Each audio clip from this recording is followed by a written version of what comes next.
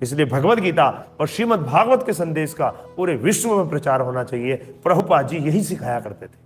चैतन्य महाप्रभु ने भी यही कहा है कि जिसका भारत भूमि में जन्म हुआ है उसका सिर्फ और सिर्फ एक ही कर्तव्य है कि वो भगवत गीता के सिद्धांतों को जाने, श्रीमद् भागवतों के सिद्धांतों को जाने, उनके सिद्धांतों को अपने जीवन में लगाए, अर्थात अपने जन्म को सार्थक करे। इन सिद्धांतों को जब कोई अपने जीवन में लगाएगा तो उसका जीवन सार्थक हो जाएगा। और जब उसका जन्म सार्थक हो जाए फिर वो क्या करे? जन्म सार्थक करी कर पर उपकार, फिर वो दूसरों के ऊपर भी उपकार करे। इसलिए हम भारतीय हैं और हमारा ये कर्तव्य बताया है प्रभु जी चैतन्य महाप्रभु ने। और चैतन्य महाप्रभु कौन है? राधा कृष्ण एक साथ, युगल जोड़ी। कृष्ण भगवान राधा रानी के मूड में, क्या है जी?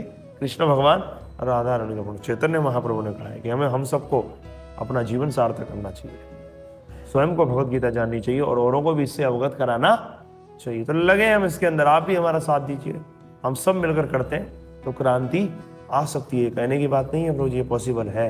क्योंकि प्रभुपाद जी जब अपने समय में बात किया करते थे कि मैं विश्वव्यापी आंदोलन लेकर के आऊंगा, तो लोग हंसते थे उनके ऊपर कि यही बोलते थे कि बुड्ढा सटिया गया। ये उनके कमेंट होते थे प्रभुपाद जी की बातों पर, ये पागल हो गए, और 70 साल उम्र हो गई, कहते हैं विश्व में आंदोलन लेकर के आऊंगा, विश्वव्यापी आंदोलन। कैसे हो सकता है ऐसे?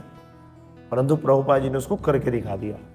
क्या है प्रभु जी? उसे करके दिखा दिया। तो उनसे जुड़े हम प्रभुपाद जी से, हमें हमारे अंदर भी तो क्रांति का मूड होना चाहिए। भक्त समाज का उत्थान चाहते हैं, ध्यान रखिए, भक्त स्वयं का और समाज का उत्थान चाहते हैं। और असुर खुद का भी बेड़ा गर्क करने में लगे होते हैं और समाज का भी बेड़ा गर्क करने में लगे होते हैं। उनको इसी में मजा आता है। खुद भी भोग में फंसे होते हैं और समाज के हर नागरिकों को भोग में फंसाना चाहते हैं। बोले यही है जीवन का लक्ष्य, खाओ पियो मजा करो, कोई जवाब दे नहीं हो। आप जो भी गलत कर रहे हो उसके लिए आपको किसी को जवाब नहीं देना, खाओ पियो मौज करो, बस यही है लक्ष्य। ये असुरों की सोच होती है।